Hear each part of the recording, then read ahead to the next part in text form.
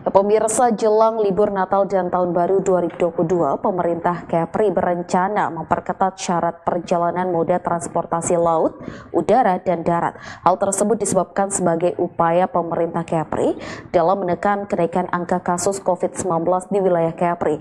Namun sejauh ini pihak pemerintah Kepri masih menunggu kebijakan pemerintah pusat.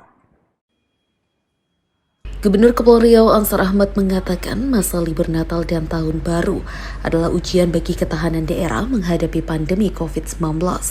Berdasarkan pengalaman pada musim libur hari raya sebelumnya, terkait hal tersebut, pemerintah Kepri berencana memperketat syarat perjalanan, baik melalui laut maupun udara pada masa libur Natal dan Tahun Baru 2022.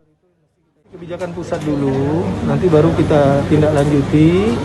Kalau nanti mana-mana kebijakan itu perlu diperkuat oleh kebijakan kearifan lokal, kita buat.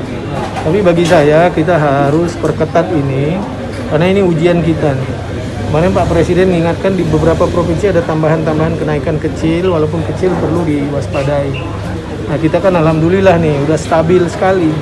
Hari kemarin 2, sebelumnya 1. Tapi ada kemarin 6, nah tracingnya kita kejar ya. Kemudian bor kita pun sudah 0,9 ya. Terus kasus konfirmasi kita juga sudah 0,08 apa gitu, udah bagus sekali. Ansar menambahkan semua pihak harus mengantisipasi potensi terjadinya gelombang ketiga COVID-19. Namun musim libur Natal dan Tahun Baru, sebab gelombang kedua terjadi usai musim libur Lebaran. Hingga saat ini pihaknya masih menunggu kebijakan pemerintah pusat mengenai penutupan pelabuhan dan bandar udara pada masa libur Natal dan Tahun Baru.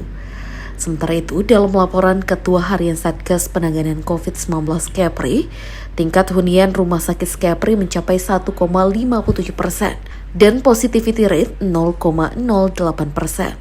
Tingkat kesembuhan di Kepri mencapai 96,7%, tingkat kematian 3,26%, dan kasus aktif COVID-19 sebesar 0,04%. Tim Liputan Tanjung Pinang TV melaporkan dari Batam.